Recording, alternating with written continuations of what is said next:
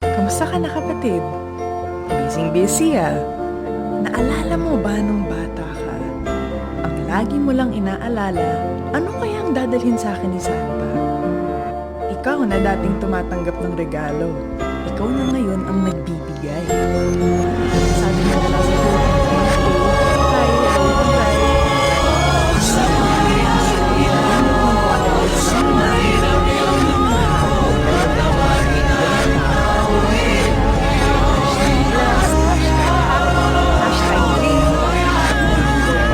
sa mga mamangkin na inaanak dahil ikaw na si Santa. Kaya nang kinakain namin sa kanila. Ngayon, gusto mo pili. Tara guys, hingin tayo sa Pasko. Ikaw na mahilig mag-season sa tropa. This season for reunions, kaya join ka na sa barkada. Tawanan, kumitan, kaputan ka sa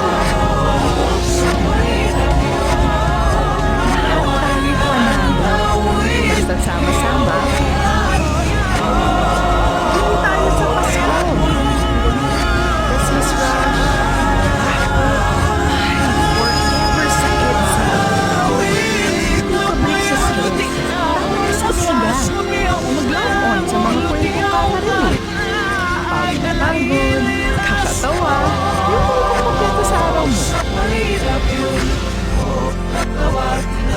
This Christmas, time out din muna sa holidays. Smile lang! At sa happy mag-focus. Kaiba man ang pananaw at paniniwala nyo, sana ay peace pa rin yun. Din tayo sa Pasko. Sa mga kapatid nating nakakaiba, tayo naman ang mag-alaga. Hindi lang tuwing Christmas, pero all year round, diba? Marami hindi #blessed. Sa kabila nito, i-share ang rules of the season. Yes?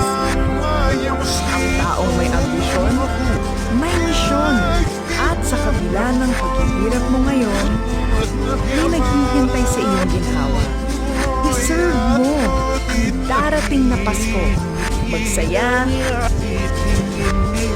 mag-celebrate, i-carry mo. Tara kapatid, game tayo sa Pasko.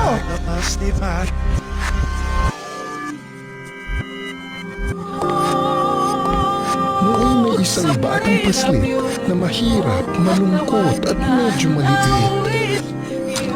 Lagi siyang mag-isa, walang kasakasama. Wala siyang kaibigan, kalaro o kapatid.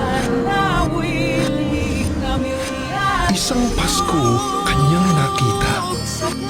Isa, dalawa, tatlong bolang pula.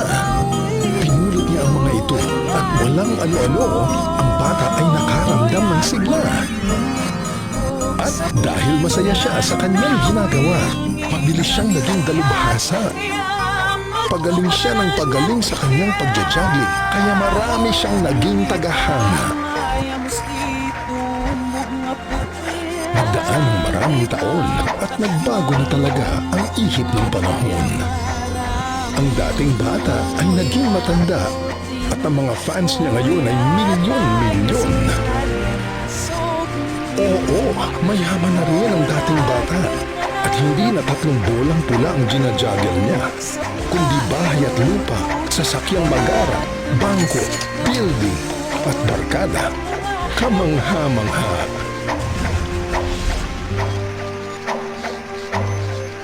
Ngunit ang dating bata na ngayon matanda, hindi na masaya sa kanyang ginagawa.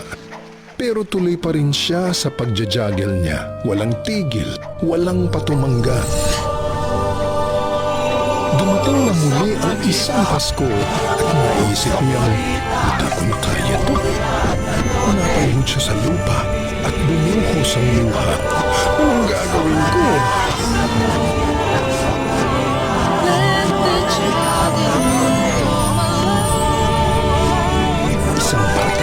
Isang simpleng bata ang lumapit sa kanya. At sa mahinang tinig, siya'y napakinig. At ito ang mensahe niya.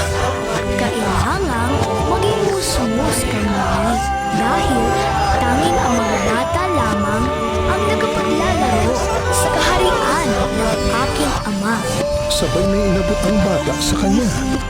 Isa, dalawa, tatlong bola na pula. Alam na ng dating bata ang gagawin niya. At mula noon, ang lahat ay naging sama-sama sa saya.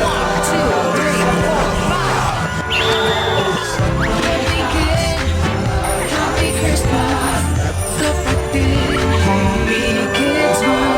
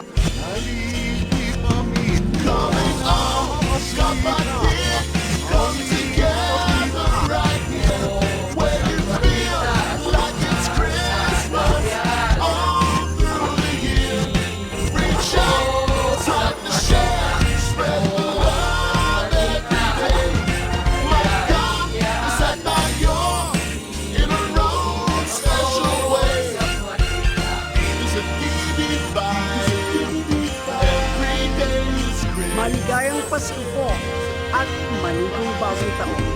Every day is Christmas Day. Every day is Christmas Day. Every day is Christmas Day. Every day is Christmas Day.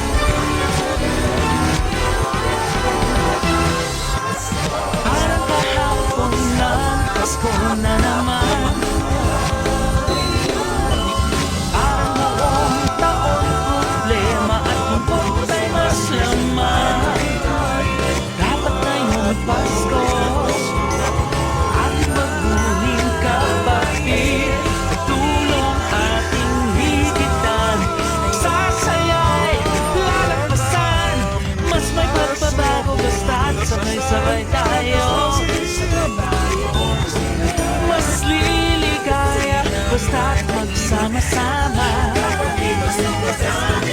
Nasaan ka man at kailanman ay paso. Times 5 ang saya, times 5 ang biyaya. It's Christmas, mas na kapatid. Sa DB5 mas kakaiba. Times 5 ang saya. It's Christmas, mas na kapatid. Dahil DB5 mas kakaiba. Times 5 ang saya, times 5 ang biyaya. Dito ikaw ang mas bida. Dito mas masaya. Dito mas